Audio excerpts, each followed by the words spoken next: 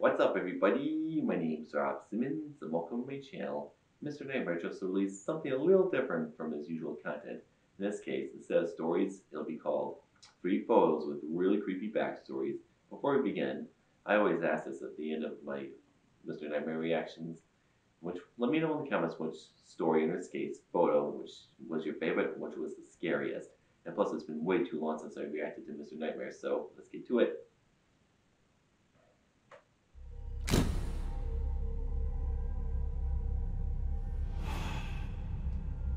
This first photo that you're about to see in a few moments was taken by a viewer named Jane. Jane had met a man named Jeremy off a dating app.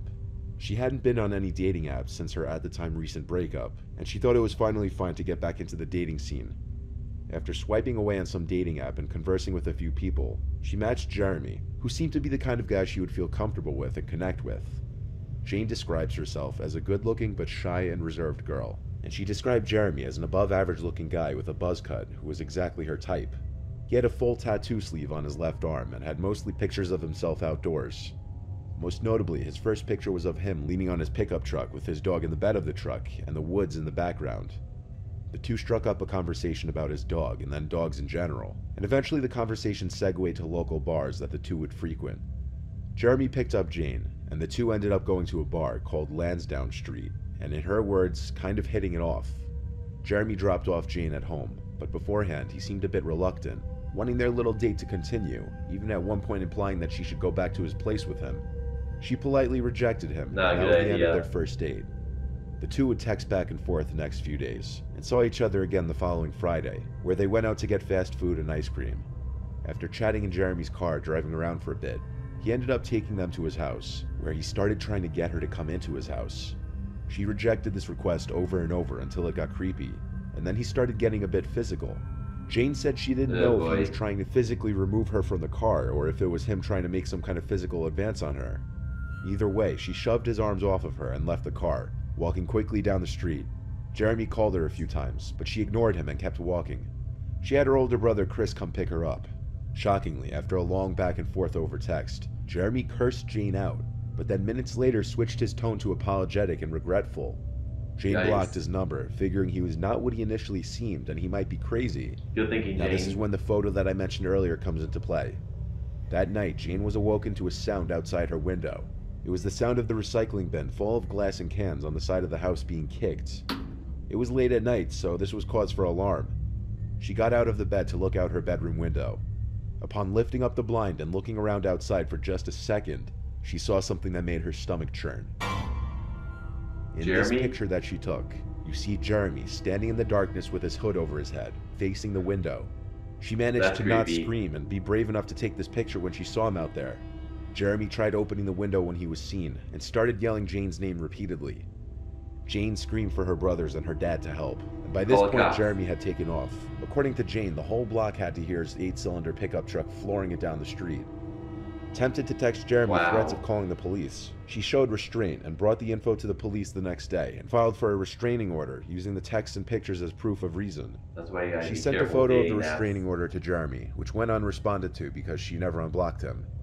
What Jeremy planned to do at Jane's window is not exactly clear, but even if it wasn't to break in and he wanted to talk to her, that wouldn't be okay either. And after the toxic messages he sent her, nobody would assume he's a completely level-headed individual.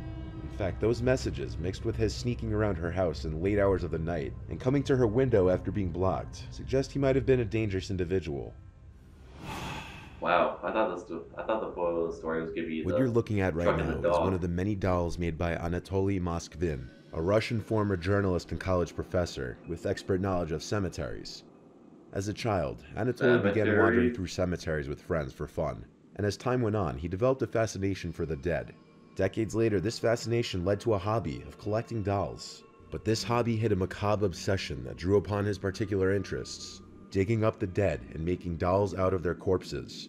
Yes, the doll you're looking at is actually made out of a dead body. After making his human dolls, he kept them in his home as his companions and possibly lovers, evident by some of the stuff he wrote about his dolls. For example, I kissed her once, then again, then again.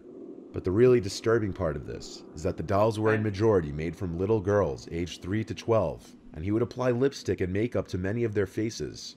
He even marked the birthday of each of his dead victims in his bedroom, His self-proclaimed expertise on cemeteries wasn't a lie, as he was able to desecrate countless graves in his hometown while evading police for years until he was finally caught after the increasing suspicion at the growing number of defiled graves in the area. When police Wow. searched his home, they found 26 life-size dolls, or rather mummified corpses, scattered throughout the house. But the police didn't know they were corpses at first, until he openly admitted to it. His parents, who lived in the same flat as him, claimed to know nothing of his activities. His parents and others who had seen the dolls stated that they did not suspect that there were dead bodies inside, but then again, who would? Not even the police suspected the dolls to be bodies at first. His parents said they thought it was just his hobby to make such big dolls and did not see anything wrong with it.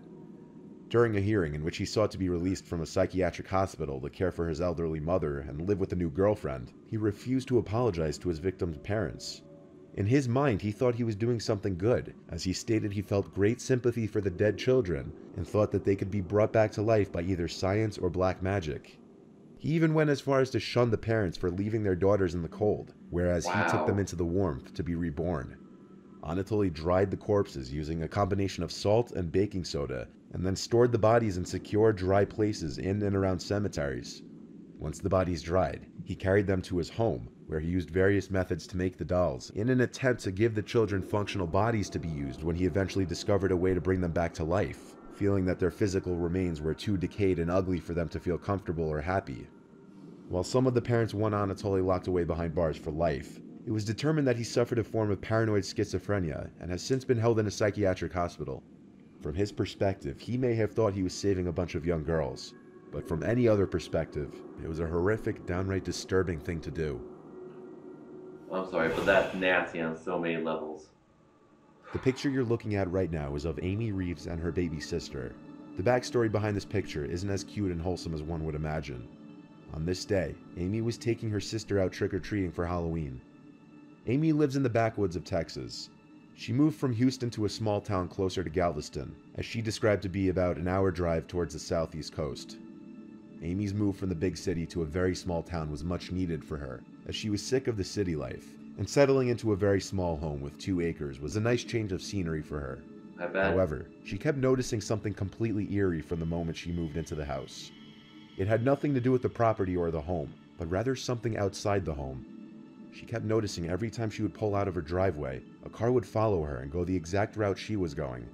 She would ignore it and move on with her day at first, but it kept happening every single time that she would leave her house. In one of the neighboring houses, the same vehicle would pull out of their driveway whenever she would pull out of hers. She very soon started to suspect that there were some ill intentions there. However, for a while, she kept ignoring it and still moved on with her day, hoping it would stop eventually. When she was returning home from work one day, something in her gut told her to take a different route home, so she listened to her gut and took a different route. Instead of taking the highway, she took the service road towards the entrance of her little neighborhood.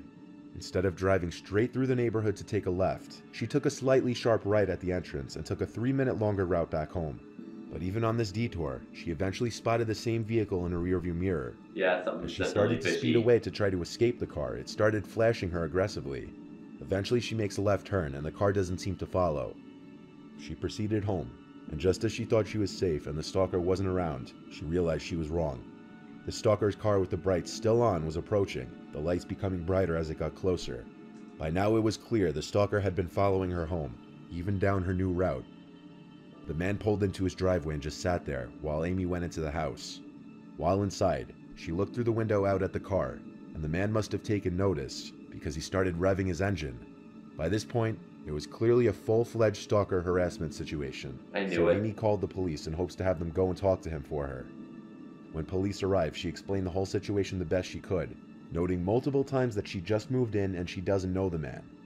The police went over to the man's house to talk with him. Meanwhile, Amy went to her restroom, but she was yet to be under the realization that she had left the back door unlocked when she went outside to smoke a cigarette Oh, not too no. long ago. While she was in the bathroom, she heard footsteps walking towards her bedroom. She got up to shut and lock the bathroom door instantly, exposing where she was to the intruder.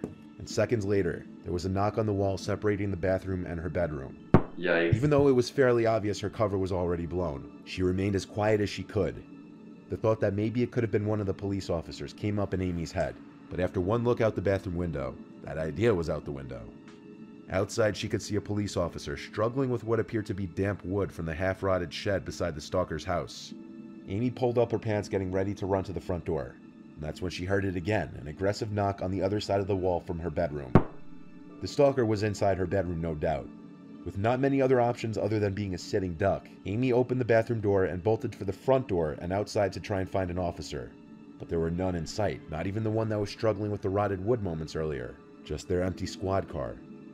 After running around looking for the officers, she returned closer to her house where there was a commotion heard from inside, and it sounded as though there was a struggle between an officer and somebody else. Amy re-entered her house to see one of the officers on her bedroom floor in a lot of pain, who looked to be struggling holding his neck, not bleeding, but bruising as if the man punched him in the throat repeatedly or strangled him.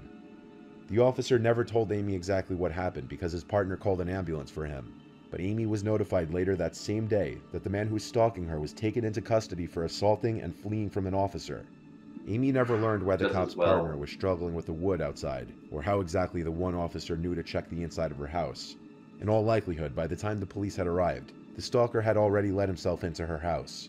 And when the police didn't get an answer at the stalker's house, one of them returned to Amy's house to find the door ajar, and the rest you could figure out. The picture you saw minutes earlier of Amy and her baby sister was sent to her phone only days after moving in, and it was taken by a passing car without her even knowing it. After this entire stalker incident, it became much clearer who took the picture, though Amy still doesn't know how exactly they could have gotten her phone number. Wow. Of all of Mr. Nightmare reactions I've done, this video was disturbing on so many levels. And like I said, let me know in the comments which story you find scariest, because for me, it was the second story. Because it was just nasty on so many levels. But Mr. Nightmare never fails to deliver. But let me know in the comments what you think of this video. Thank you for watching.